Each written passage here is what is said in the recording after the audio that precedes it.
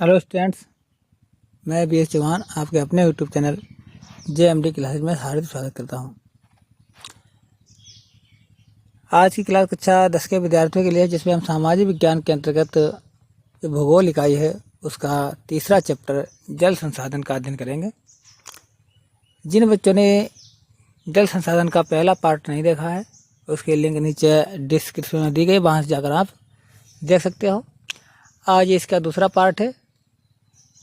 जो बच्चे जुड़े हुए हैं सेशन से, तो सेशन को लाइक और शेयर कर दें और फिर अपने सेशन को हम कंटिन्यू रखते हैं। और चैनल पर जो बच्चे पहली बार आए हैं वो चैनल को सब्सक्राइब कर लें। तो आइए स्टार्ट करते हैं।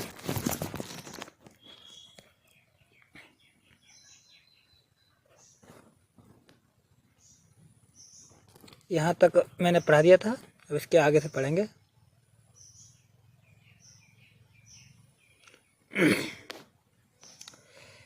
सरदार सरोवर बांध। सरदार सरोवर बांध गुजरात में नर्मदा नदी पर बनाया गया है। यहाँ से बच्चों ऑब्जेक्टिव क्वेश्चन आपको देखने को मिल सकता है। पूछा जा सकता है कि सरदार सरोवर बांध किस राज्य में स्थित है, अथवा सरदार सरोवर बांध किस नदी पर स्थित है, या इस तरह से पूछा जा सकता है नर्मदा नदी पर कौन सा बांध बना हुआ है। कई प्रकार से प्रश्न पूछा जा सकता है। यह भारत की सबसे बड़ी जल संसाधन परियोजना है, जिसमें 4 राज्य इससे लाभान्वित होते हैं, जिसमें महाराष्ट्र, मध्य प्रदेश, गुजरात और राजस्थान आज सम्मिलित हैं। सरदार सरोवर परियोजना सूखाग्रस्त और मरुस्थलीय भागों की जल की आवश्यकता को पूरा करती है। सरदार सरोवर परियोजना गुजरात के 15 जिलों के 3,112 गाँवों की 18.45 लाख हेक्टेयर क्षेत्र की सिंचाई की सुविधा प्रदान करती है। इससे राजस्थान के सामरिक महत्व के रेगिस्तानी जिलों, इसमें बाड़मेर और जालौर के 2,46,000 हेक्टेयर की सिंचाई भी होगी, तथा महाराष्ट्र के आदिवासी पहाड़ी इलाकों में लिफ्ट के माध्यम से 37,500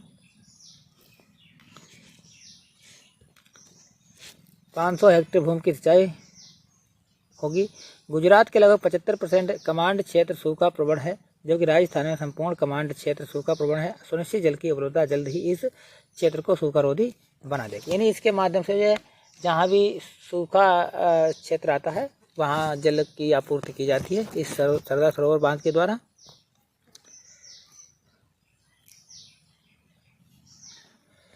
अगला है प्रधानमंत्री कृषि सिंचाई योजना। इस कार्यक्रम का कुछ व्यापक उद्देश्य, एक प्रधानमंत्री कृषि सिंचाई जो योजना प्रारंभ की गई थी, इसका एक व्यापक उद्देश्य था। कौन कौन से उद्देश्य थे? जिसमें खेत में पानी की वास्तविक उपलब्धता को बढ़ाना और सुनिश्चित सिंचाई, यानी हर खेत को पानी के तहत बुवाई योग्य क्षेत्र का विस्तार करना था। अपव्यय को कम करना और अवधि और सीमा दोनों में उपलब्धता बढ़ाने के लिए खेत में पानी के उपयोग की दक्षता में सुधार करना। सिंचाई और अन्य जल बचत प्रौद्योगिकियों, जिसमें ड्रिप सिंचाई आती है, लिखा इसमें प्रतिबूंद सिंचाई, जिसको ड्रिप सिंचाई के नाम से जानते हैं, और सतत जल संरक्षण प्रणालियों को अपनाया जाता है ताकि जल बर्बाद ना हो और फसलों की सिंचाई उचित ढंग से हो सके। नदी परियोजना पर उठी अधिकतर आपत्तियां, जो जितनी भी भारत में नदी परियोजनाएं चालू की गई हैं, इनका लाभ तो हुआ है, लेकिन प्रारंभ में इससे कुछ हानियां थीं, जिसके कारण क्षेत्रवासियों ने जो है आपत्तियां उठाई। उनके उद्देश्यों में विफल हो जाने पर हैं। यह एक विडंबना की बात है जो बांध बाढ़ नियंत्रण के लिए बनाए जाते हैं, यानी बांधों का निर्माण बाढ़ नियंत्रण के लिए बनाया जाता है कि बाढ़ ना आए, लेकिन उनके जलाशयों में तलछट जमा हो जाने से वे बाढ़ आने का कारण बन जाते हैं। अत्यधिक वर्षा होने की दशा में तो बड़े बांध भी कई बार बाढ़ नियंत्रण में असफल हो जाते हैं। यानी जब ज़्यादा वर्षा होती है तो बांध में भी पानी नहीं रोक सकते हैं। अगर बांध में पानी रोकेंगे तो बांध टूट सकता है, जिससे जो है इस तब स्थिति जो है बहुत ही भयावह हो जाएगी और उसका बाढ़ को नियंत्रित नहीं किया जा सकता है और अपार जनधन की हानि हो सकती है। इसीलिए जो है जब अधिक वर्षा होती है तो बांधों से पानी छोड़ा जाता है, जो बाढ़ जिससे आ जाती है। इन बाढ़ों से न केवल जान माल का नुकसान होता है अपितु बृहद स्तर पर मृदा अपरदन भी हुआ है। यानी जान माल का तो नुकसान होता ही है, इसके साथ साथ जो मृदा अपरदन है, जो मृदा अपरदन बहुत ही गंभीर समस्या है ये हो जाती है। जिस मृदा अपरदन क्या होता है, मृदा अपरदन में जो भूमि की उर्वर शक्ति है, उपजाऊपन की भूमि, जो ऊपरी परत जो उपजाऊ होती है, वो पानी अपने साथ, बाढ़ का पानी अपने साथ बहाकर दूसरे स्थान पर ले जाता है, जिसके कारण वहाँ की ज़मीन जो है वो बेकार हो जाती है, अनुपजाऊ हो जाती है। बांध के जलाशय पर तलछट जमा होने का अर्थ है कि यह तलछट, जो कि एक प्राकृतिक उर्वरक है, बाढ़ के मैदानों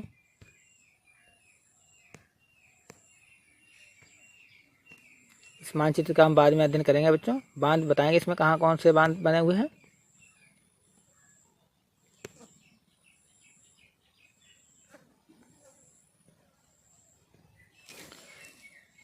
तक नहीं पहुँचती, जिसके कारण भूमि निम्नीकरण की समस्याएं बढ़ती जाती हैं। यह भी माना जाता है कि बहुउद्देशीय परियोजनाओं के कारण भूकंप आने की संभावना भी बढ़ जाती है और अत्यधिक जल के उपयोग से जल जनित जो बीमारियां होती हैं और फसलों में कीटाणु जनित बीमारियां और प्रदूषण आदि फैलते हैं। विभिन्न प्रकार की समस्याएं उत्पन्न हो जाती हैं। अगला पॉइंट है वर्षा जल संग्रहण। यानी जो वर्षा काल में चूँकि जल संसाधन की बात हो रही है और चूँकि पृथ्वी पर लगभग 71% भाग पर जल है, लेकिन उसमें से भी जो है 97.5% जल खारा है, 2.5% जल पीने योग्य है। तो अब चूँकि पीने योग्य जल की कमी है, इसलिए जो वर्षा जल होता है उसको हमें संग्रहण करना चाहिए, जिससे वाटर लेवल बढ़ सके। तो आइए जानते हैं वर्षा जल संग्रहण क्या विधियाँ हैं, कैसे हम वर्षा के जल को संरक्षण कर सकते हैं। बहुत से लोगों का मानना है कि बहुउद्देशीय परियोजनाओं के लाभप्रद असर और उन पर उठे विवादों के चलते वर्षा जल संग्रहण तंत्र इनके सामाजिक, आर्थिक और पारिस्थितिक तौर पर व्यवहारिक विकल्प हो सकता है।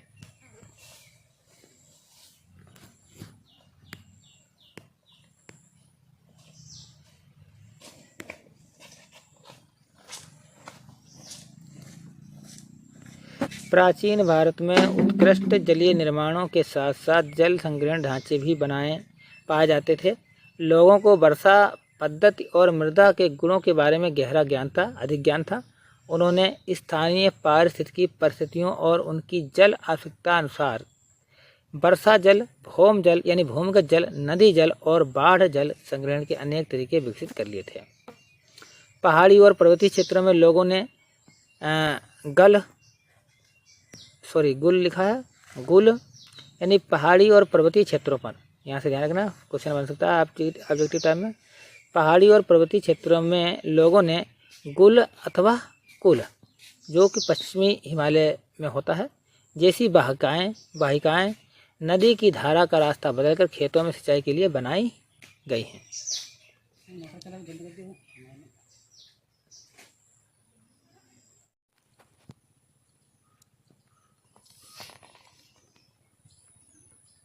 पश्चिमी भारत विशेषकर राजस्थान में पीने का जल एकत्रित करने के लिए छत वर्षा जल संग्रहण का उपयोग किया जाता है। यानी जो पश्चिमी भारत का क्षेत्र है, जिसमें विशेषकर राजस्थान राज्य में जो वर्षा का जल हो रहा है, उसे पीने के लिए एकत्रित करने के लिए छत वर्षा जल संग्रहण योजना चालू की गई है।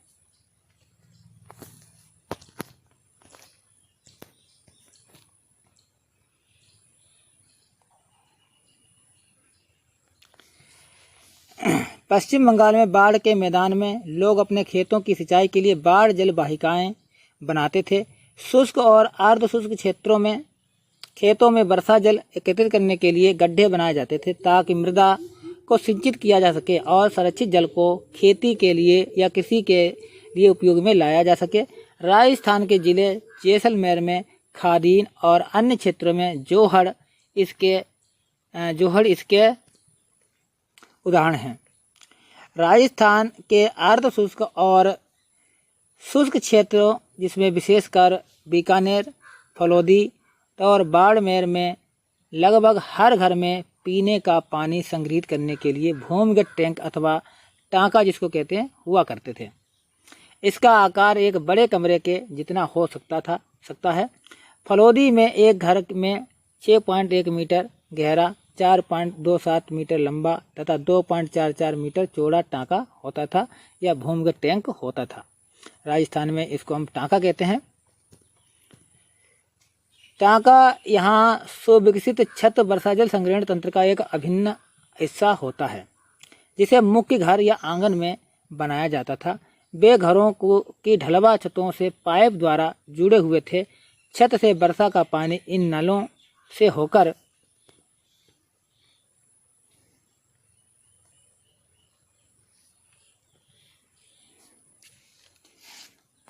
देखिए बच्चों, ये राजस्थान में वर्षा जल संग्रहण, छत वर्षा जल संग्रहण की विधियाँ है।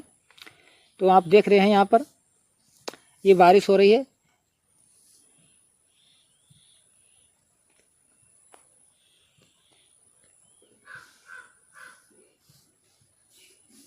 बारिश हो रही है। ये बारिश का जल, ये जो ढालू छत होती है, इन पर इकट्ठा किया जाता है और इस छत पर इकट्ठा हुआ जल एक पाइप के द्वारा, ये पाइप लगा हो, पाइप के द्वारा भूमिगत टैंक में चला जाता है। ये टैंक बना हुआ है, इस गड्ढे में चला जाता है। बाद में इसको पीने के लिए प्रयोग करते हैं।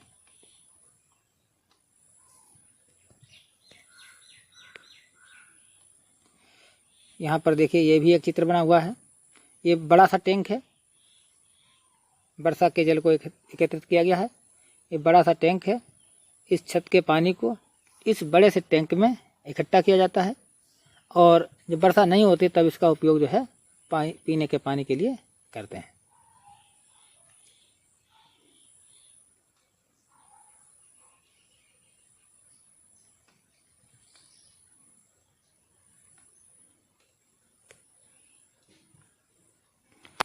तो नलों से होकर भूमिगत टाँका तक पहुंचता था, जहां इसे एकत्रित किया जाता था। वर्षा का पहला जल छत और नलों को साफ करने में प्रयोग होता था। यानी वर्षा का जो पहला जल है, यानी पहली बारिश होती है, उसका जो जल है वो छतों और नालों को साफ करने में प्रयोग होता था और इसे संग्रहित नहीं किया जाता था। इसके बाद होने वाली वर्षा का जल संग्रह किया जाता था। टाँका में वर्षा जल अगली वर्षा हेतु तक संग्रहित किया जा सकता है। यह इसे जल की कमी वाले ग्रीष्म ऋतु तक पीने का जल उपलब्ध करवाने वाला जल स्रोत बनता है। वर्षा जल अथवा पालर पानी, जैसा कि इसे इन क्षेत्रों में पुकारा जाता है। इसे वर्षा के जल को हम उस राजस्थान की भाषा में उस क्षेत्र विशेष में पालर पानी के नाम से जाना जाता है। प्राकृतिक जल का शुद्धतम रूप समझा जाता है। प्राकृतिक जल का शुद्धतम रूप समझा जाता है। कुछ घरों में तो टाँका के साथ भूमिगत कमरे भी बनाए जाते हैं, क्योंकि जल का यह स्रोत इन कमरों को भी ठंडा रखता था, जिससे ग्रीष्म ऋतु में गर्मी से राहत मिलती है। तो यह था वर्षा संग्रहण की विधि राजस्थान में। और देखिए, आप यहाँ चित्र भी देख सकते हैं।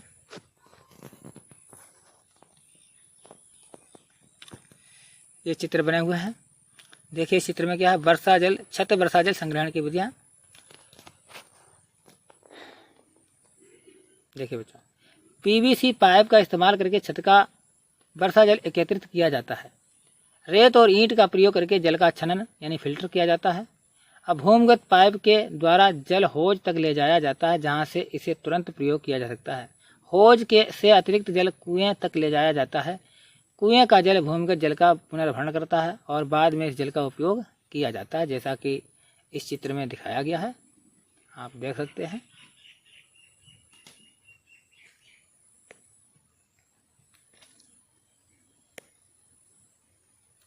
लेकिन यह दुख की बात है कि आज पश्चिमी राजस्थान में छत वर्षा जल संग्रहण की रीत इंदिरा गांधी नहर ने उपलब्ध 12 मासी पेयजल के कारण कम होती जा रही है। राजस्थान में सूखे की स्थिति से निपटने के लिए भारत सरकार के द्वारा इंदिरा गांधी नहर निकाली है, जो 12 महीने इसमें पानी भरा रहता है, जिसके कारण राजस्थान में छत वर्षा संग्रहण की जो रीत है वो कम प्रयोग में लाई जाती है। हालांकि कुछ घरों में टाँकों की सुविधा अभी भी है, क्योंकि उन्हें नल के पानी का स्वाद पसंद नहीं है। सौभाग्य से आज भी भारत के कई ग्रामीण और शहरी क्षेत्रों में जल संग्रहण और जल संरक्षण और संग्रहण का यह तरीका प्रयोग में लाया जा रहा है। कर्नाटक के मैसूर जिले में स्थित एक सुदूर गांव गंडाथूर में वर्षा जल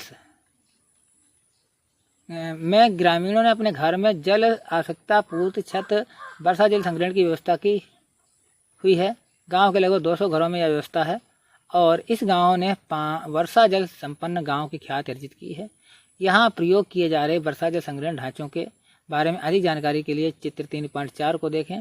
इस गांव में हर वर्ष लगभग 1000 मिलीमीटर वर्षा होती है। 3.4 में देखिए चित्र बना हुआ है, ये वाला चित्र है बच्चों, ये कर्नाटक में प्रयोग किया जाता है।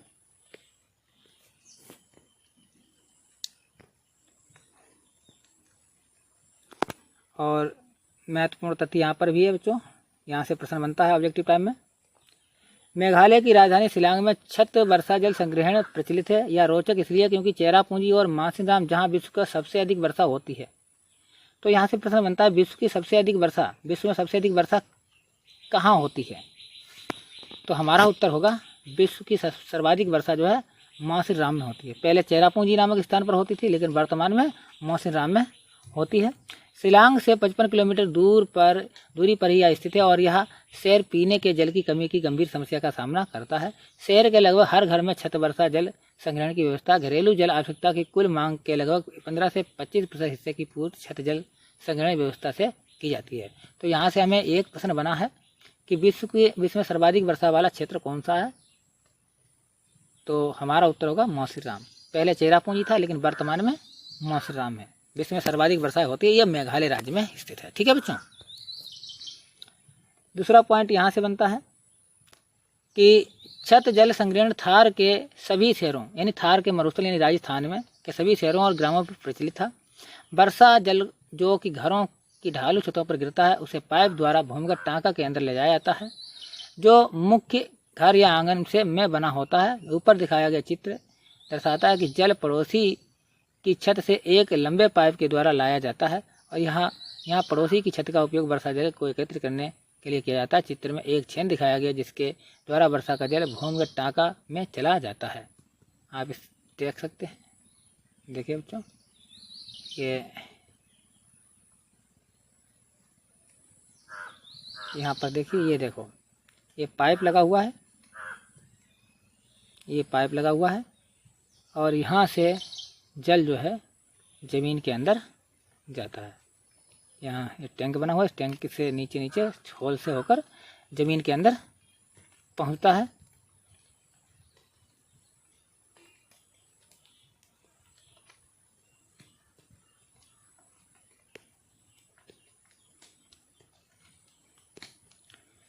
अगला पॉइंट है बच्चों, आप ये देख रहे हैं, ये बांस हैं, इनके द्वारा किस प्रकार से सिंचाई की जाती है या यहाँ पर दिया गया। इस प्रणाली को हम बांस ड्रिप सिंचाई प्रणाली कहते हैं। आइए पहले इसके बारे में पढ़ते हैं, फिर देखते हैं। मेघालय में नदियों व झरनों के जल को बांस द्वारा बने पाइप द्वारा एकत्रित करके 200 वर्ष पुरानी विधि प्रचलित है। लगभग 18 से 20 लीटर सिंचाई पानी बांस पाइप में आ जाता है और इसे सैकड़ों मीटर की दूरी तक ले जाया जाता है। अंत में पानी का बहाव 20 से 80 बूंद प्रति मिनट तक घटकर पौधे पर छोड़ दिया जाता है। ऐसी सिंचाई को बांस ड्रिप सिंचाई प्रणाली कहते हैं। प्रश्न बन सकता है, बांस ड्रिप सिंचाई प्रणाली किस राज्य में प्रचलित है? तो किस राज्य में बच्चों प्रचलित है? मेघालय राज्य में प्रचलित है। इससे जो है जल की बचत भी होती है, जल का संरक्षण भी होता है। देखिए बच्चों, इसमें पहाड़ी शिखरों पर सदा नीरा झरनों की दिशा परिवर्तित करने के लिए बांस के पाइपों का उपयोग किया जाता है। इन पाइपों के माध्यम से गुरुत्वाकर्षण द्वारा जल पहाड़ के निचले स्थानों तक पहुंचाया जाता है। चित्र 1 में, चित्र 1 बना हुआ है, इसमें आप देख सकते हैं, ये चित्र है। देखिए, झरनों का जल बिल्कुल जो है झरनों से लाया जाता है और पहुंचाया जाता है नीचे तक। देखिए ये चित्र बने हैं, सब बांस के ही प्रयोग द्वारा जो है जल का उपयोग किया जाता है। ये देखिए यहाँ पर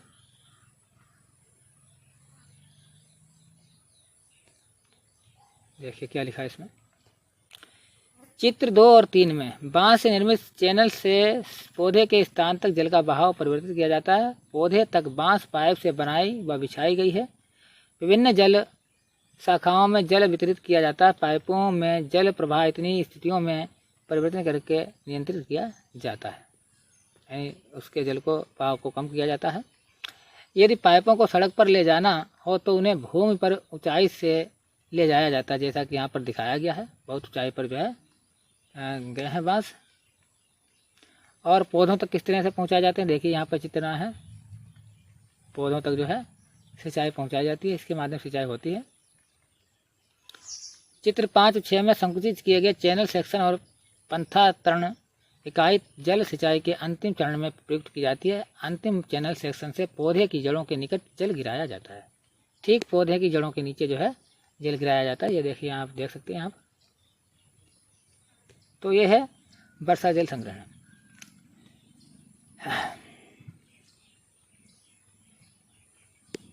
हाँ देखिए बच्चों यहाँ पर क्या लिखा है कि 10 भराई के साथ यहाँ संग्रहण क्षमता 80% है। यहाँ हर घर लगभग प्रत्येक वर्ष 50 मीटर जल का संग्रहण और उपयोग कर सकता है। तो पूछा जा सकता है कि लगभग प्रत्येक घर कितने मीटर जल का उपयोग और संग्रहण कर सकता है, तो 50,000 मीटर। 200 घरों द्वारा हर वर्ष लगभग 10 लाख लीटर जल एकत्रित किया जाता है।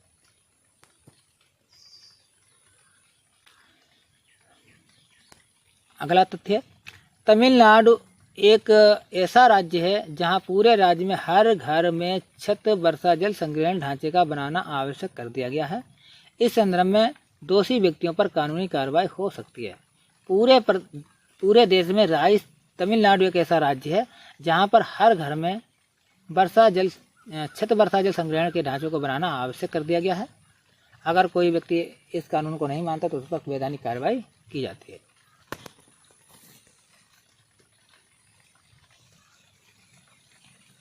तो ये था चैप्टर 3 वर्षा जल संसाधन। जल को कैसे हम एकत्रित करते हैं, कैसे संरक्षण करें ताकि भावी पीढ़ी तक वो जल बना रह सके। तो इसके जो इम्पोर्टेंट MCQs बन सकते हैं वो हम अगले वीडियो में डिस्कस करेंगे। तो आज का सेशन बच्चों कैसा लगा इसको कमेंट बॉक्स में अवश्य बताएं। अब मिलते हैं नेक्स्ट वीडियो में, तब तक के लिए धन्यवाद।